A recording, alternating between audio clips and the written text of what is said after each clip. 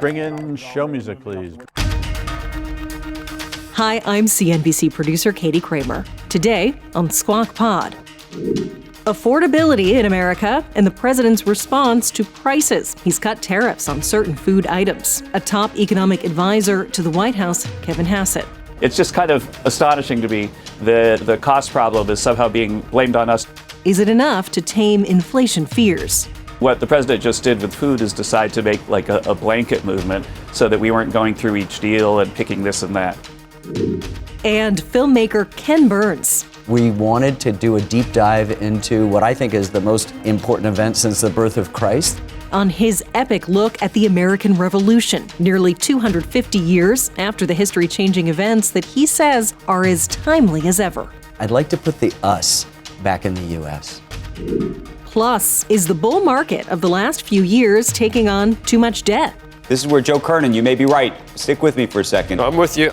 After years of soaring equity prices, a noted bond investor says, hold on to your cash. Is this a turning point? RBC Capital Markets' Lori Calvasina joins us.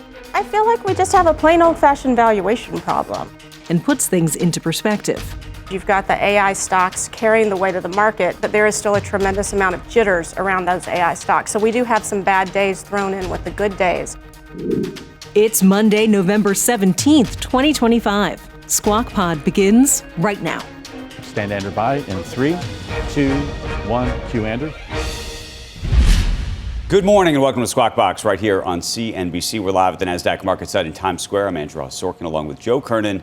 Becky is off today, but we got a lot going on this Monday morning. Let's talk about crypto because Bitcoin fell about 8% between last Monday and then Friday, dipped under $95,000 over the weekend. Had some people on edge. I don't know if people will feel better this morning, but we're sitting just at about $95,570. What does that say to you, Joseph Kernen, Tough on a Monday week. morning? Got the 92 at one point. It was, it was 125, so it is volatile. I don't know if anyone really thought it would hold 100.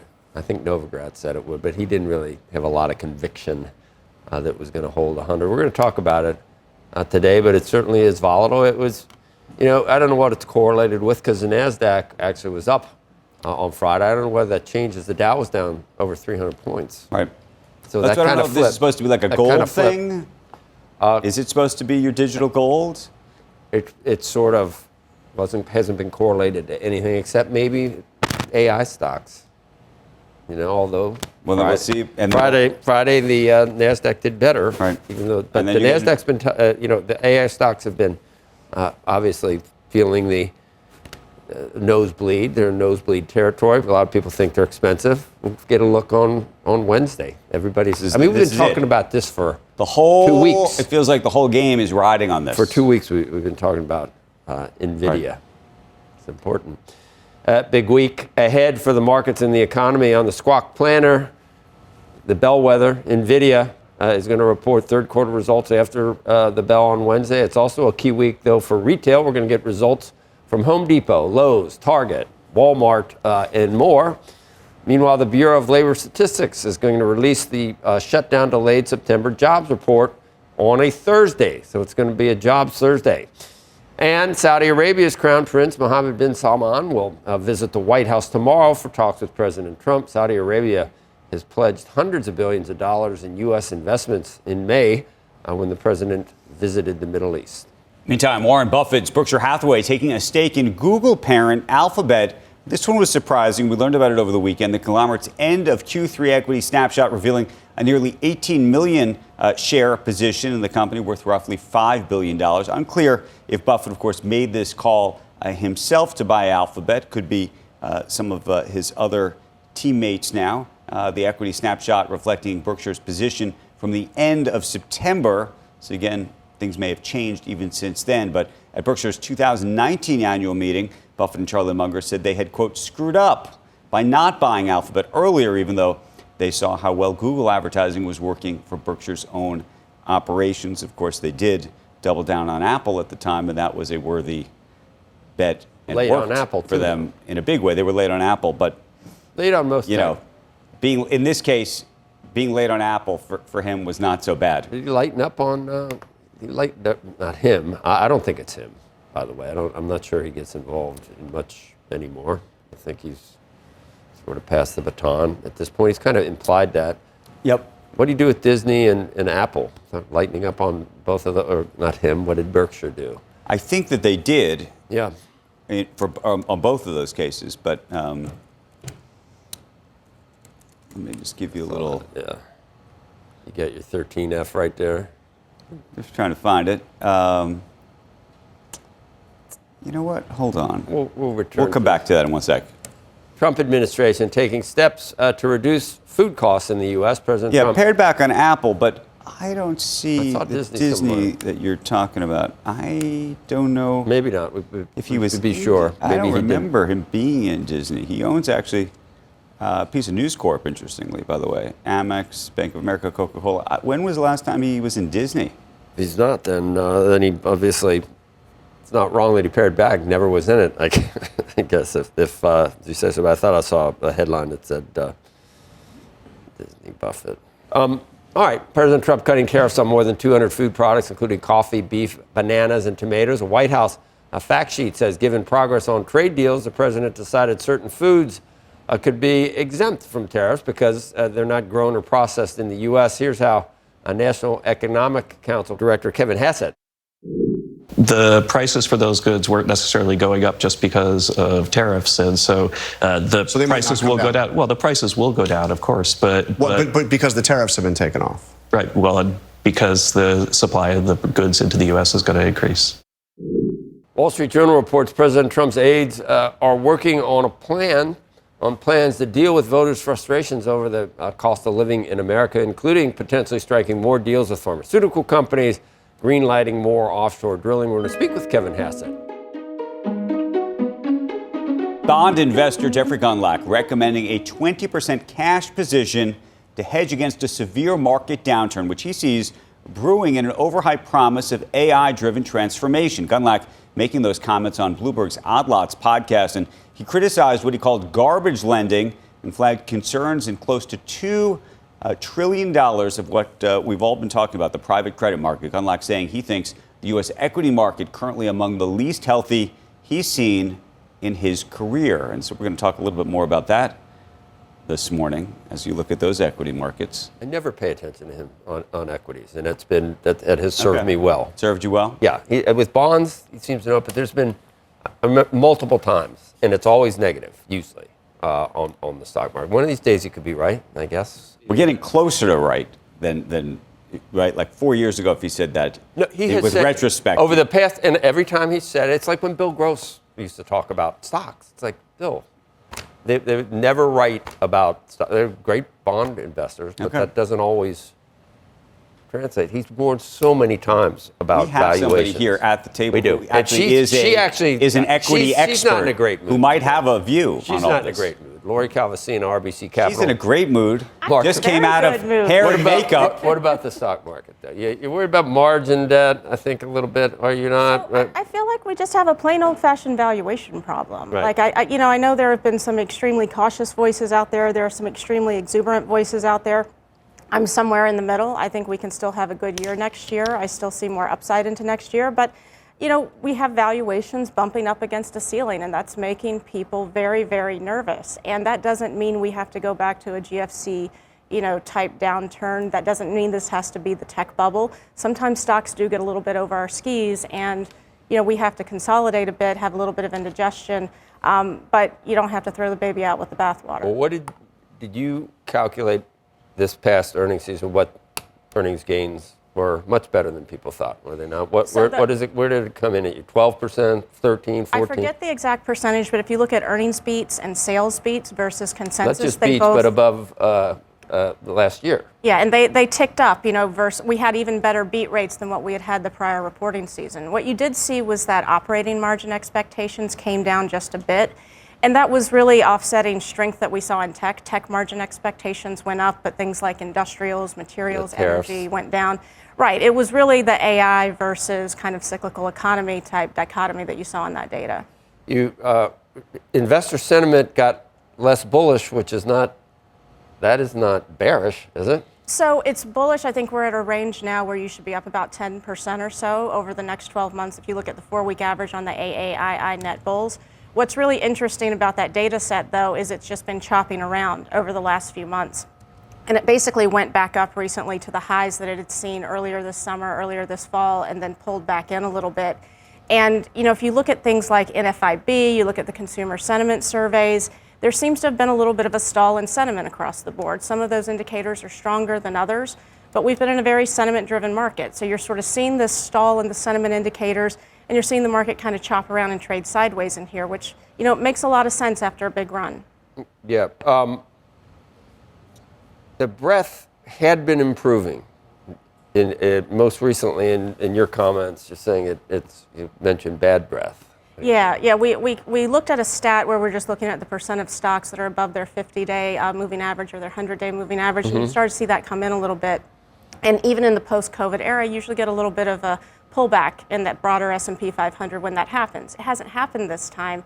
And what I think we're seeing, it's really, really odd because you've got the AI stocks carrying the weight of the market, but there is still a tremendous amount of jitters around those AI stocks. So we do have some bad days thrown in with the good days. But if you look at momentum, you know, we've had just a very strong run in that factor. You're starting to see high quality act a little bit better, low vol act a little bit better. Healthcare is having a big move as people are getting a little bit jittery on this market. So you're starting to see some of these kind of more defensive factors and sectors act a little bit better in here. We've had people talk about the S&P 500, you know, trading at whatever 23, even though it's not as bad as it was because earnings did so well. Yeah. But the S&P 493, trading at much lower multiples. So you talk about hitting a valuation ceiling. Yeah. That's still concentrated in certain names. You know what's really fascinating? So we look a little bit beyond the Mag 7. So we have this one data series where we look at the top 10 market cap names in the S&P, and we rebalance it every week, and we go back a few decades. And then we look at the rest of the S&P, the 490. I think the 490 is trading a little above 18 times right now. It's not expensive, is it? It's not expensive, but if you look at it in the context of history, in 2021, we got a lot higher than that, you know, when we kind of had all this stimulus money, you know, people goosing, you know, on the retail side, big surge up post-COVID. Putting that peak aside, this is about as good as that particular indicator gets. And then if you look at the top 10 names in the S&P 500, we're trading around 28 times. Now that's nowhere near the tech bubble highs, but it's pretty close to the, you know, kind of post-tech bubble highs. And I think recently I've seen that go as high as 30, but it really hasn't been able to break above that level since the fall. So both of these areas, right, even the rest of the market, which doesn't look that bad on the multiple itself, in terms of its own history, this is about as good as both of those tend to get. I mean, I remember that we had, I think it was Jared Bernstein came on. He had written a piece about valuations, and we kind of challenged him because the valuation he used for NVIDIA was based on a trailing 12-month price to earnings multiple. Yeah. When you look at a future PE, it was half of what it was because it's growing so quickly. This just highlights how important that Wednesday number is. But NVIDIA future on forward PE, it's not like 1999. It's nothing like 1999. That's what our data shows. Real, but some of the stuff that they're forecasting obviously is circular, and they've got all these weird relationships. Where do you live in the private? What do you make of what's happening in private credit? Back to the Gunlock point, which is, I think there's a real anxiety among some, especially who focus on that space, that we actually just don't know how interconnected some of these loans are, how collateralized they are, all of the things that you, in a normal world, you would want to know. And probably, by the way, back even in 2008, you'd have a better idea of knowing, given that so much of the loan volume came out of banks back then. Right. No, and look, I used to be a small cap strategist, right? And one of the things we talk a lot about in the small cap world is a lot of stuff that might normally be bought by small cap value investors and still sitting in the public markets has now been kind of sucked into the private equity world. Right. So I would say, you know, two things. One, I do think the lack of transparency makes people nervous. You know, back when we had sort of at the beginning of reporting season, right, we had a couple of these issues come up, and Diamond made his cockroach comment. This was a big, you know, kind of point of conversation. And I think going back to the valuation comment and just how far we've run, people get more worried about this kind of stuff when you have these sorts of valuation levels. They're a little bit easier to not worry about quite as much when you haven't had a big run like this. Someone compared it to me recently to kind of the commercial real estate issue, which you know we were all up in arms about a couple years ago. There was a lot of focus on that issue. There's a lot of focus on this issue now, but I do think, you know, you kind of run into the transparency. Okay, but does that worry you? So that is interesting, by the way. That's a great comparison insofar as we talked about it incessantly. Yeah. We wrung our hands. This is where Joe Kernen, you may be right. If you want to stick with me for a second. I'm with you. Because everybody went crazy. Yeah. And guess what? Turned out to be kind of okay. Yeah, and I remember I was doing a presentation at one point where this, to a group of financials folks, to be honest, and you know, this issue of commercial real estate came up a few years ago, and they were asking me what I thought, and I said, well, I care more about what you think. And I said, you know, I'm listening to everything all of you are saying, and the fact that there are so many eyes on this. I've lived through the GFC, I've lived through the tech bubble. The fact that you're all so vigilant gives me a little bit of comfort. And I think that's something we have to keep in mind, right? When you go back to these past crises, we never exactly repeat the same mistakes, right? There's so much nervousness from people who lived through those things. Frankly, you know, when we see, you know, sort of these discussions of risk emerging, and I think that's really what this is all about, is there just kind of too much risk in the system. This tends to happen. And I think older folks are a little bit more nervous about the younger folks who haven't lived through the GFC or lived through the tech bubble. I think there are enough of us with gray hair around to take some lessons from those. I don't see any gray hair. It's all covered up very expensively. You're doing great. You're doing great. All right, Lori, thank you. You know, AI, as imperfect as it is receipts. And you can ask just about any question. And what's the question? Well, how many times has Gunlack predicted either a crash or that stocks were way too high? And it will give you serially all the dates and times and receipts for when it's happened. So you can't get away with, you know, outliving your bad calls in the past. Cheese will be next. Coming up, National Economic Council Director Kevin Hassett will break down the White House plans for tackling food inflation, what's next for the Federal Reserve, and what might be driving a quiet time in the markets. I think that there could be a little bit of almost a quiet time in the labor market because firms are finding that AI is making their workers so productive that they don't necessarily have to hire the new kids out of college and so on. Squawk Pod will be right back.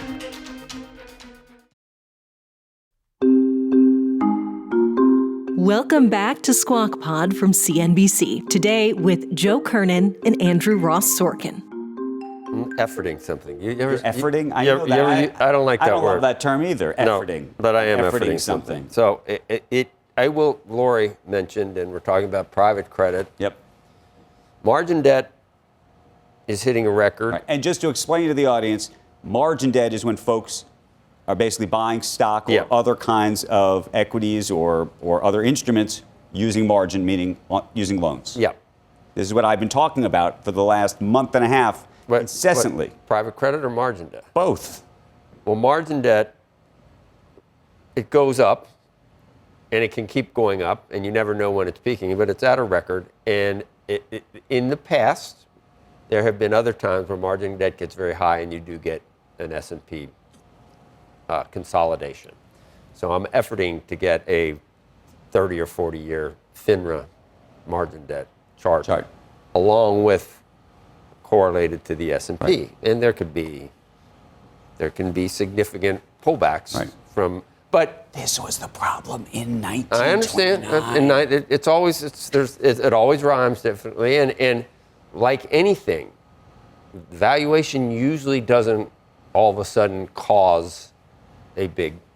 Just because things are expensive, you can't say that it's going to crash next week. That's true. Or that it's going to pull back. But there have been times we just should say that in the past there have been times where, but as the margin debt is going up on the chart, it's at a new high here, it's at a new high here, it's at a new high here, and then finally, in hindsight, you can see that it was predicting or not predicting. But here's the thing: J.P. Morgan put out a chart. I want to say about a month ago, and if you looked at that chart and you looked at timing the market, anytime you got above sort of a 23 times PE multiple, if you had bought into the market at that point on the index, 10 years later, you're up.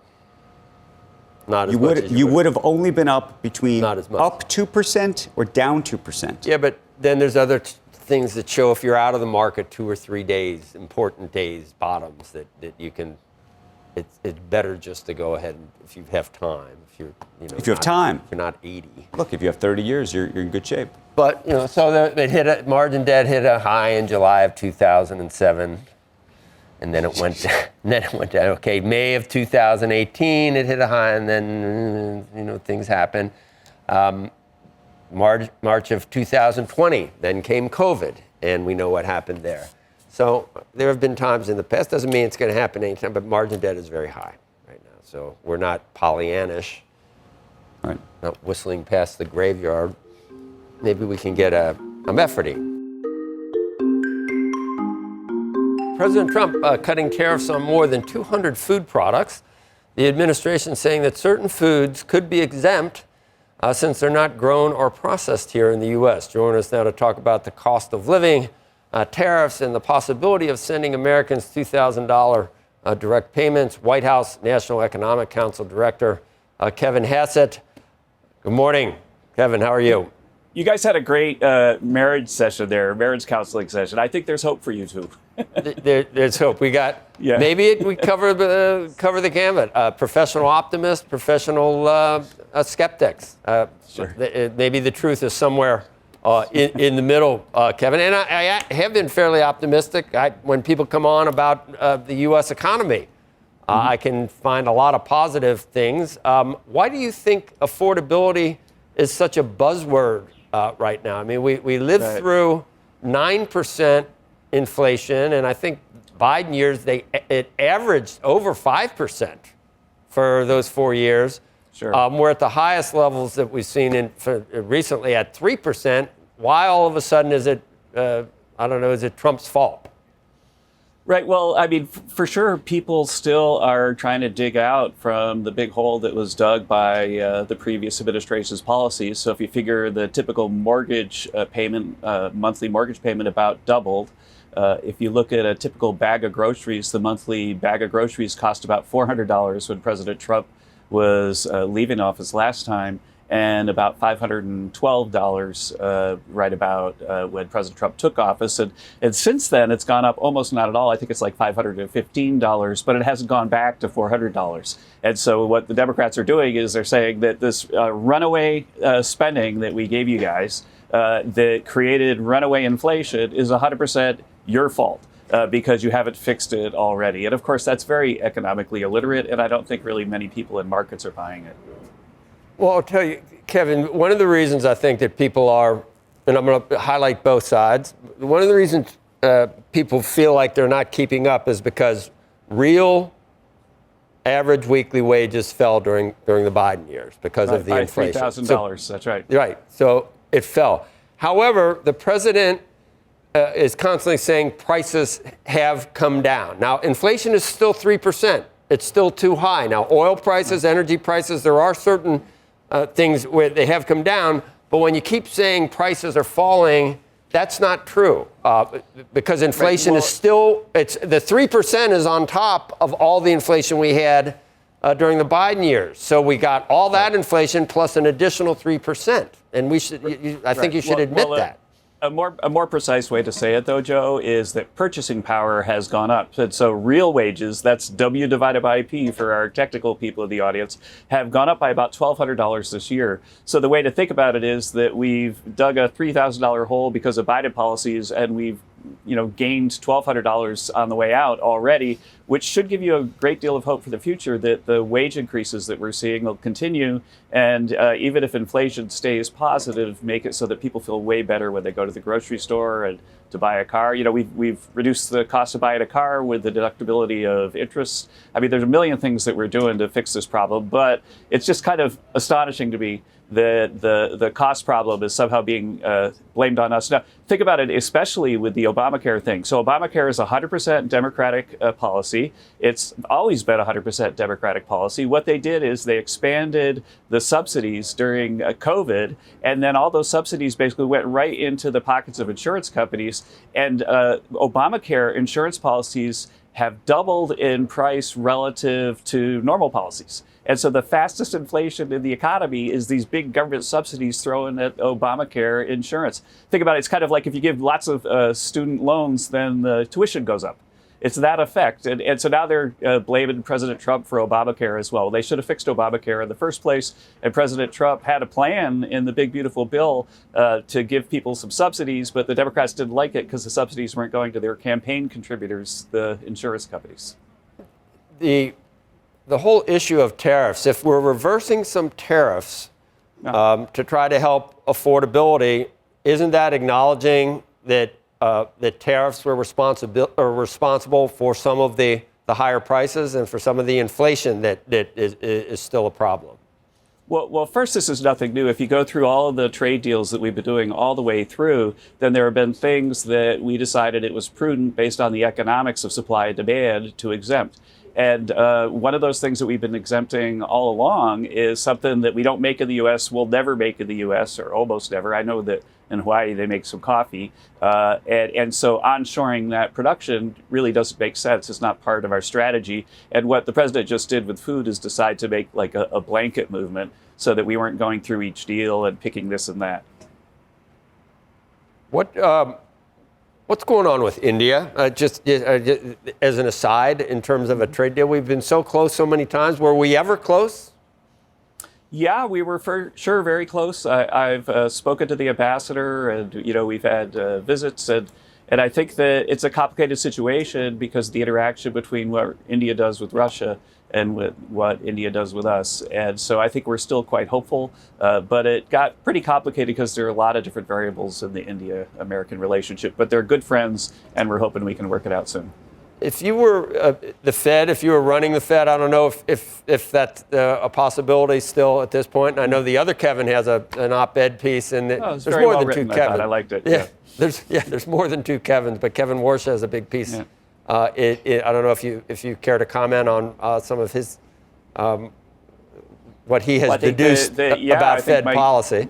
My good friend from down the hall at Hoover, Kevin Warsh, has a great piece of the Wall Street Journal. I commend it to people. I think that he's right that it's time for the Fed to turn a page and go back to really being independent and data-driven. I think they've made a lot of policy errors. I think Kevin and I agree about that. And I guess that when people think of who would be the least independent to the Trump administration, people think it would be you, Kevin. But you're talking about about independent. I just totally reject that. I mean, the fact is, there's a truck going by. The bottom line is that you do the job that you have. And if somebody's going to go in and they're going to be the Fed chair, then their job 100% of the time is to run an independent, data-driven Fed. And right now, my job is to be at the White House and to serve the president every day. It's just a different job. Is that truck headed over to the East Wing? Can you see it from there, Kevin? How's it looking? No, you can't see it from here. But it's a tiny little part of the White House. So the parts that you're used to seeing aren't really the East Wing. There were some. The reason I brought up the Fed, if you had multiple choice, the Fed at this point, both sides of the dual mandate are at risk right now. Neither side is at risk right now for the Fed. I'd say neither side is at risk. Certainly, there's a Fed that has made some policy errors right now, and we need to get ahead of the curve on that. But no, I think that the Fed has a well-defined mission, a mission that most of the time it's been able to accomplish, and it certainly can again if it just makes sure that it's not acting in a partisan way. Well, I guess I meant, is the labor market, in your view, and we're going to hear more about it on Thursday, we'll finally get some numbers, right. Is it slowing at this point? And is, on the other side, the other part of the mandate, is inflation, are we seeing the beginnings of another trend higher, or do you think that's headed lower? No, I think on inflation, the last CPI report we got surprised 48 Bloomberg economists on the downside, and even had some sort of temporary bad news because there was a refinery that was shut down if you're looking at the top line number. I think that there have been mixed signals in the job market and really, really positive signals in the output markets. As you know, we've got GDP now running close to 4%. We've got productivity running up around 3%. And so I think that there could be a little bit of almost a quiet time in the labor market because firms are finding that AI is making their workers so productive that they don't necessarily have to hire the new kids out of college and so on. But because there's so much output growth and income growth, that's the kind of thing that, a free market will work out relatively quickly as, new ways to spend money emerge. When do you think we'll hear, if you've been updated on the Chairman Powell's successor? Yeah, I'm not exactly sure that that's a decision for the president. I think that if you don't know when we'll hear even? Excuse me? You're not sure when we can expect to hear? Will it be beginning of next year? Could it be this year? Well, I think some of it might depend on when Chairman Powell announces that he's going to resign. But right now, we've got a lot of work to do here in the White House every day just to first get the government open and now get a whole bunch of legislation passed. So that's what we're focused on. Yeah, we didn't really get to talk about that. You think there should be another reconciliation, Bill? Definitely at least next year. Whether there's time for one this year is something that I think the people on the Hill are looking into. Okay. All right. We didn't get to talk about the answer to Obamacare and how to reform it, but you have ideas there as well? I'll be back next week. Okay, good. You will? All right. Yeah, sure. Yeah. Okay, good. We'll see you then. Still to come on Squawk Pod, documentary filmmaker Ken Burns on his new series, The American Revolution, and how it connects to the country's political climate right now. Things are really complicated, and the American Revolution is the beginning of that complication for this project, and we should celebrate that complexity.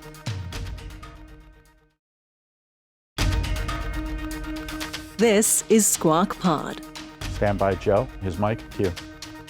You're watching Squawk Box on CNBC. I'm Joe Kernen, along with Andrew Ross Sorkin. Becky is off today. We're excited about this one. Our next guest has been making films for nearly 50 years, and he says the subject of his latest series is one of the most important events in history. Joining us right now, documentary filmmaker Ken Burns, whose new series, The American Revolution, is now on PBS. You've been working on this for a decade. A decade, yeah. 9 years and 11 months. For episode 1 was last night. Episode 6 will be Friday night. It's also available for streaming for free on the PBS app, pbs.org. Okay, so just take us back 10 years ago when you decided you were going to go do this. So I was finishing the Vietnam War film, and I was looking at a map of the Central Highlands that we'd done, a 3D map, and I said, oh my goodness, we could do the British moving west on Long Island towards Brooklyn, because of course there are no photographs or newsreels from the American Revolution, and it's at a remove from us. So what can we do to help bring it alive? And I remember looking up before the ink was dry on Vietnam series, and I said, we're doing the revolution next.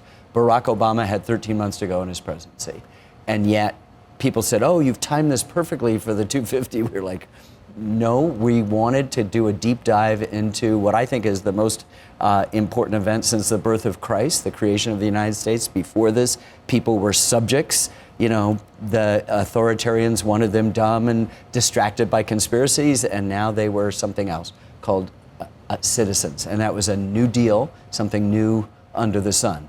Okay. Did you think it was going to take you 10 years? Yes. Yeah. You always knew that. Yeah. Well, you didn't know. You didn't know what the politics of our moment would be today. No.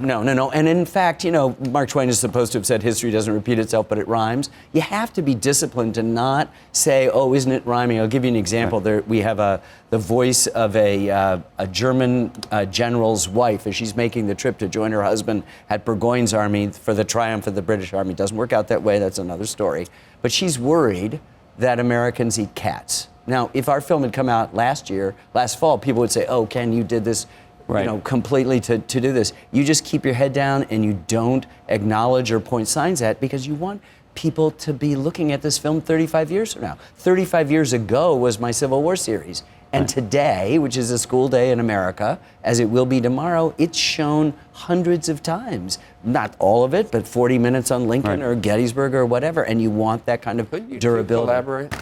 We could make a film on the Great Depression. On 1929, because you've done 8 years You wouldn't have to do 10 years. You could use some of his stuff and just barrel it in. We've been using scholarship that has been going on for at least 50 years, new scholarship about the revolution, and it still takes to tell the story, a complete story that isn't just the superficial kind of Madison Avenue sanitized version of our revolution. We need to be told a complicated story about what it's about.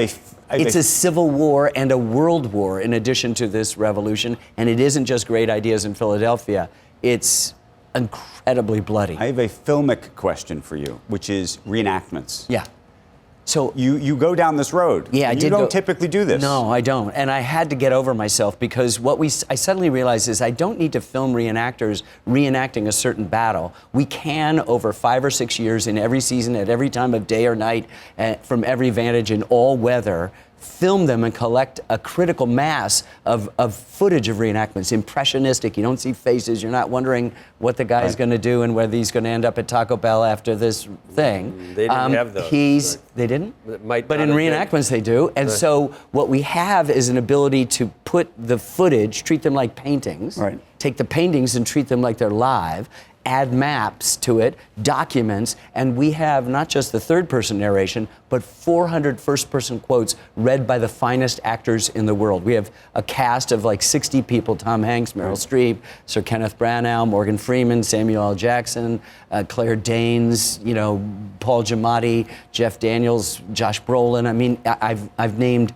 a tenth of them, and they help bring the story alive. And it isn't just the bold-faced names in Philadelphia, but it's children who are fighting. It's probably a stupid question. With the Civil War, I hear that music, and not only do I get a little teary, but it's the thread throughout the entire. I don't know who picked it out. Me. You're going to be a pussycat for this one. We have some beautiful. Same kind of stuff as it repeats. Kind of stuff and different stuff. We have Native American stuff. That's important, the way you choose. And we've got a beautiful piece of music, which is our main thing, called Hector the Hero, that's almost as good as the Ashokan Farewell, which is the piece of violin music you're talking about. If you read that letter from, what was this name? From Sullivan Ballou to If you read that and play that music, I turn into a puddle. A puddle. Yeah. This is a really patriotic film, but it's a complicated film, There are Native Americans involved. We can't pretend they're not involved. There are enslaved and free black people involved. Women, half the population, are central to the success of the resistance leading up to the revolution and are there at every battle, sometimes fighting, certainly supporting the troops at home, running businesses and farms. It's an extraordinary sort of geopolitical story and an intimate family story and everything in between, including how it gets financed. Okay, so this is an unfair question. An unfair question, because people ask me this question and I never have a good answer. Is there one lesson you wish, I know you don't tell the lesson in the story, but now that you're here, is there one lesson that you wish this audience would be thinking about as they're watching this? I think when we're all complaining, or the sky is falling, we're all divided, nobody's whatever. When an individual is in a crisis, you go back and talk to a professional, a pastor, or somebody that can help you. Where were you born? Where did you come from? You go back to your origin story and you find it. So I hope that learning the complexity of the formation of the United States makes people more aware of our founding and what the values were. Just the power, last night in the first episode, the power of the word liberty on a little kid, on a little girl, is so fantastic. So that I'd like to say, if I had to say, and I usually don't on any film, I'd like to put the us back in the U.S. with this film. And I think we can do it. This film is addressed to everybody. There's no focus group. I have said the same thing on the road to you, as I've said to Joe Rogan, as I've said to the editorial board of the Times, to inner city kids in Charleston and Chicago and Detroit. Everywhere I go, this is our origin story. It's complicated, which is the neon sign in my editing room. And if you know it, it will make you a little bit more optimistic about the moment. And without giving it away, is there anything that, as you were working on this, you did not know before that you think is like a little Easter egg, a little nugget, a little surprise that we should, some episode that you're uniquely proud of because they're in minute 28. Almost at every juncture, there's something that you didn't know. There's a person that you didn't realize was central. And I remember presenting to some funders. It's PBS, so it's all grant funded, and someone just very much says, well, who's emerging as an important figure? And I go, oh, George Washington. And let me just I was say, gonna ask you about it. without him, we do not have a country. Is he flawed? Yes. Is he rash? He rides out on the battlefield at Kips Bay and nearly is killed. And if he's killed, the whole project is over. He makes bad battlefield decisions. He has an aura around him, though, isn't it? But he thought he had an aura around him, but he's able to convince people from Georgia and New Hampshire that they're not from separate countries as they thought, but Americans. He's able to defer to Congress. He's able to inspire people to fight in the dead of night. He's able to pick subordinate talent without a fear or jealousy that they're better than him, and more than anything else, he gives up his power twice. First, his military commission, and then after the presidency, everybody was happy for him to be the military dictator. Everybody was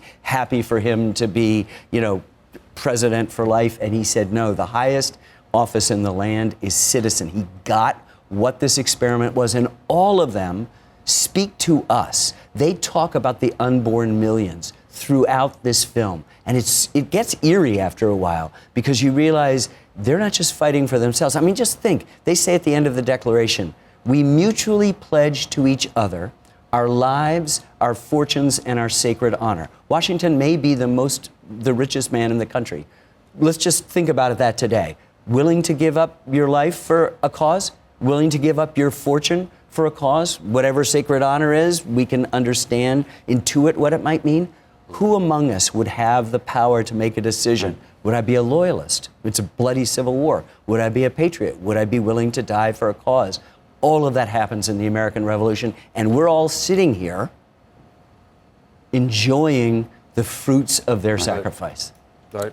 Well, I see people that run into burning buildings. They're still around. They're still It's around. not me. I don't know if it's you, but I see people doing things that This is what that also. On this level where the political discourse is so fractured, where it's all either binary. We have in our computer world ones or zeros. We have in our media world and political world yes or a no, a red state or a blue state. Things are really complicated. And the American Revolution is the beginning of that complication for this project. And we should celebrate that complexity. And then all of a sudden, the person across the table that doesn't agree with me doesn't seem an enemy, just seems somebody like them who figured out how to say, okay, that politics is the politics of the half-life. We at least you don't say get that everything. We were the good guys and English were the bad guys. Can I at least say? You cannot. We have English soldiers. I know, I'm kidding. But no, it's complicated. we did need to win. We are the good guys. Right. We invented something that nobody else had done. Exactly. We invented this idea that people could rule the thing. But if you were living here, and particularly you, both of you in your positions, you would be hard-pressed in New York City, a loyalist stronghold, making money in financial markets, to say, the British constitutional monarchy is responsible for my prosperity, my health, my literacy, the property that I own. Am I going to give this up for this idea that has zero chance of success at Lexington Green, which was the climax of last night's show? This is a big question for all of us. Ken Burns, Who am I? thank you. The show, it's not even called a show. You can call it a show. It's a movie. It's a film. It's a limited series. Yeah, 6-part, 12-hour. 6-part series on PBS right now. Go out and watch it. Ken, Thank you. We're good with the English. We're all friends. Yes, now right? we are. We're Now we fine. are, yeah. Special relationship. We're fine. Very special. And that is Squawk Pod for today, this Monday. Thanks for starting your week with us. Squawk Box is hosted by Joe Kernen, Becky Quick, and Andrew Ross Sorkin. Tune in weekday mornings on CNBC at 6 Eastern. And please follow Squawk Pod wherever you get your podcasts for the best of our show whenever you want to listen. Have a great Monday. We'll meet you right back here tomorrow. We are clear. Thanks, guys.